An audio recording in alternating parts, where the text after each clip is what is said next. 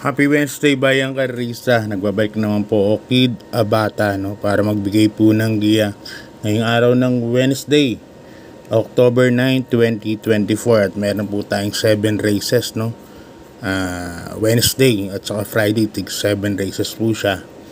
Tapos abangan po natin yung ngayong Sabado at saka Linggo ang Club Don Juan de Manila kung wala po kayong gagawin. Alam ko, antabay lang po tayo sa announcement para sa libreng bus siguro. I think so, magkakaroon po talaga yan ng libreng bus dahil isang malaking pakarera po yan na mangyayari sa isang taon. So wait na lang po tayo sa mga, lalo na dyan sa mga taga Manila, San Lazaro. Ito naman talaga route nyan, San Lazaro to Malbar. So after races, babalik kayo sa San Lazaro ulit, Malbar to San Lazaro. So kapanapanabik ang mga araw na yung Sabado at sa Linggo. Siguradong magiging maganda po ang mga lineup niyan. Meanwhile, ngayon ang career natin 7 races puro 1,200 lang, except dun sa maiden na 1,400 meters, nag-isa lang po yun, maiden na 1,400 meters. Tapos yung rating base natin, kahit ng mga nag-deklara more than 8 runners, ang maximum runners na lang ginawa is puro 8, maximum 8 runners, So kanina nagkaroon ng bulhan at ngayon nga lang natapos at yun nga,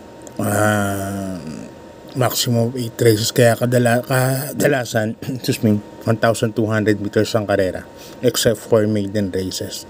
So yan, bayang karista, good luck sa inyo. Mag-start na po ako pag-giyan. Race number 1. Ang race number 1 po natin is ang 3-year-old and above maiden race.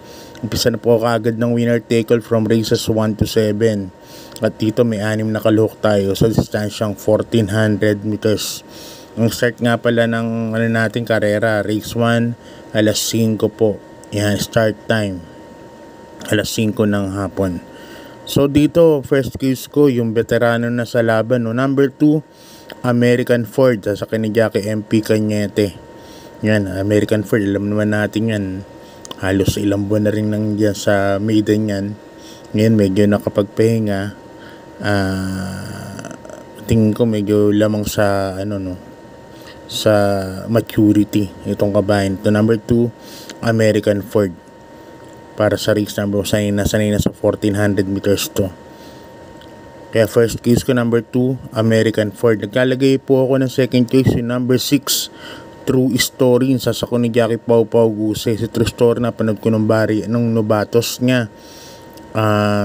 Medyo medyo batang kabayo pa. Pero wala pa sa focus masyadong pagtakbo. Pero pag nasa focus, kumikiwal ba yun? Kumikilya, kumbaga saranggola.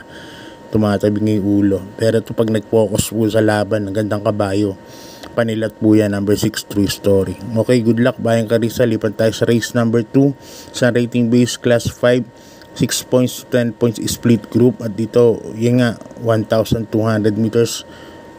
Umpisa rin ng pick 6 from races 2 to 7. At dito sa race number 2, meron tayong 8 runners po rito. First case ko po rito, number 8, Etnad. Yan, nasasakay ni Jackie J.R. De Ocampo. Parang nakita ko, bago na po ang may-ari, yung Mr. Batalya. Yan, ang may-ari na ngayon ni Etnad.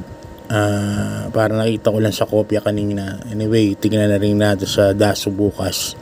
Kaya yan ang first case number 8, Etnad. Nasa labas numero. At tingin ko malaki panalo po nito. Ang ganda ng numero. First case number 8, Etnad. Second case ko number 5, Bright Mind. Sa kina Jackie Allison Pabilik yan. Nagpabenas sa bagong nagpalit ng hinete from BJ Guerra. Ngayon, Allison Pabilik po ang sakay ni Bright Mind. Alam natin si Bright Mind, pwede pong mabilis sa kabayo po yan. Pwede rin pong isunod. Kaya para sa akin, magandang suporta po yan para kay Etnad. Kaya dito sa race number 2, ang first case ko number 8, Etnad. Second case ko number 5, Bright Mind. Okay, good luck bayang karisa. Lipat tayo sa race number 3. Ang race number 3 natin sa rating base class 5, 6 points to 10 points split group. Distansya natin 1,200 meters, umpisa rin ng peak 5 from races 3 to 7. Dito may 6 na kalahok lang po tayo, no, para sa karera numero 3. Para sa akin, susuluhin ko na po ito. Numero 5, Malita. Nasa ni Jackie Rico Suson. Ang tagal ng bakasyon. So, chinek ko yung barrier nung nakaraan. Siguro mga last week or 2 weeks ago. Ganun. Doon lang binarrier yan. Nakalaban si My Diamond. Tumempo po yan 1.15 imedya. No? So, 1,200 meters. Nakapigil pa po. Marami pa dumating sa meta. Alam niyan, isa sa mga paboritong kabayo sa kay Big Boss Games Rabano Stable yan. Number 5, Malita. Para sa akin, bandera po ito. Number 5, Malita. Depende nila sa pacing na gagawin ni Rico Suson to. At siyempre sana rin bigyan ng importansya. Pero tingin ko naman, bigyan ng importansya. Matagal na pong di na nanalo to si Malita. Kaya para sa akin, susuluhin ko na po yan. Numero 5, Malita. Sa ni Jackie Rico Suson. Ganap ng forecast. Ang forecast medyo malapit. Number 3, Douglas Fear. Sasakyan ni Jackie kay MS Torque. Ganda ng tinakbo na karaan. So pero susuluhin kay number 5, Malita. Okay, good luck bayan kayo sa lipat tayo sa race number 4. Isang rating base class 5, 5 points split group. Mga placers po ito. Umpisa rin ng peak 4 from races 4 to 7. At dito meron po tayong 6 na kalahok, 1,200 meters ang karera. Pansin ko rito maraming mabilis, no. Kiss the Gold, mabilis po yan. Olympic Lady, medyo may bilis po. Tapos number 1, Lady Juliana, mabilis po yan. Kaya sa tingin ko baka magkaroon ng early battle sa unahan. Kaya ang pinili kong ang first choice, yung nakakaremate. Number 3, Eyes on Sunrise. Yan, susubukan na nila kay Abu de Ocampo, no? JR de Ocampo. Isang magaling na hinete, apprentice dati. Kaya dito ako, first case ko number 3, Eyes on Sunrise. Ngayon, maglalagay ako ng second choice. Yung numero 1 na rin, Lady Juliana. Sa ni Jackie Marlon Laloma. Lady Juliana kasi pwedeng isunod yan kahit na nagpumilit si Kiss the Gold o kaya si Olympic Lady sa unahan. Nakantabay lang po yung si Lady Juliana, may bigla po yung kabayo na yan. Kaya yan po ang panigundo. Kaya para sa race number 4, number 3 Eyes on Sunrise and number 1 Lady Juliana. Good luck bayang karisa. Lipat na po tayo sa race number 5. Isang rating base class 5, 11 points to 15 points split group. Dito distansya natin 1,200 meters nga, no? At dito may 8 runners po tayo. First case ko po dito, another Alison Pabilik. Yan, Star of the Future. Yan, number 8. Maganda yung numero niya. Star of the Future, pwede pong iuna yan, pwede pong isunod. Napaka-flexible lang kabayan na yan. At 1,200 meters sa tingin ko sakto lang po sa kanya yan. Kaya yan ang first case ko, number 8, Star of the Future. Nalagay ako ng second choice, Bayang Karista, number 1, Tenacity. Nasakay ni Jan Alvin Guse. Jan Alvin Guse nasasakay rito. Tenacity, 1,200 meters. Pag binigyan na importansya ng connections to, tingin ko malaki po ang panalo. Number 1, Tenacity. Wala ko nakikitang, although 6 pesos andito, pero tingin ko iba ang bilis ng Tenacity, nasa numero 1 pa. Kaya para sa akin, magandang contender yan, number 1, Tenacity. Kaya dito sa race number 5, ang pili ko, numero 8, Star of the Future, and number 1, Tenacity. Good luck bayang Karista. Lipat na po tayo sa penultimate race. Ang race number 6, isang rating base class 4. Ito, merged group po ito. 28 points to 39 points. At dito meron tayong 8 kalahok. Batay sa aking pagka-handicap, itong race number 6 ang isa sa pinakamagulong karera. Lahat halos ng kalahok may panalo po. Runway 10, Sir William, Yana Silver, Attractive Force, Asyong, Parisian Life, Sonic Clay, Marilag. Lahat po yan, may panalo po yan. First case ko, number 6, Parisian Life, nasa ni Jackie, Patty Ramos, Dilemma. Yan, Parisian Life.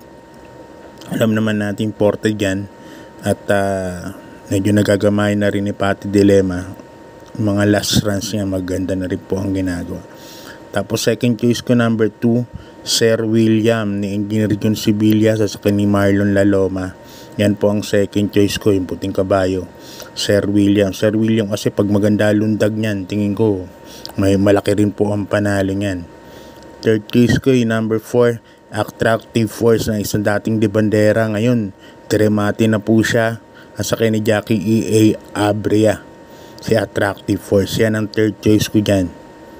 Kaya dito sa penultimate race, 6-2-4 po ako, Parisian Life, Sir William, and Attractive Force. Pag may ba kayong kursunada, dagdag na lang po kayo. Okay, good luck Bayang Karistal. Lipat tayo sa ating last race.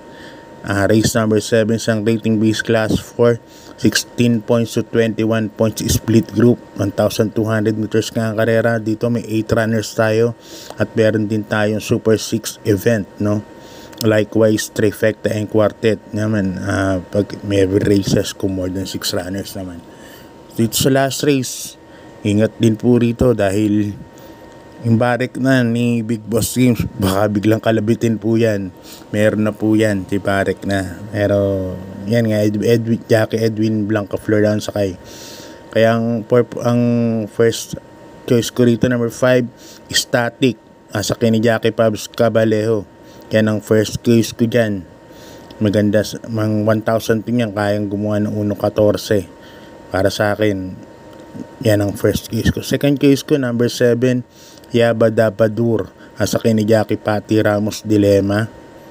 And third choice, number 3, Malabong King. Itong last race na to, depende na lang sa paratingan, no? I mean, kung mabubuo pa sila, alam niyo na yun, kung mabubuo pa itong karera na to. Kaya kung ako sa inyo, dito rin kayo magdagdag sa last race. So hanggang dito lang Bayang Karista. God bless and good luck. Maraming salamat po.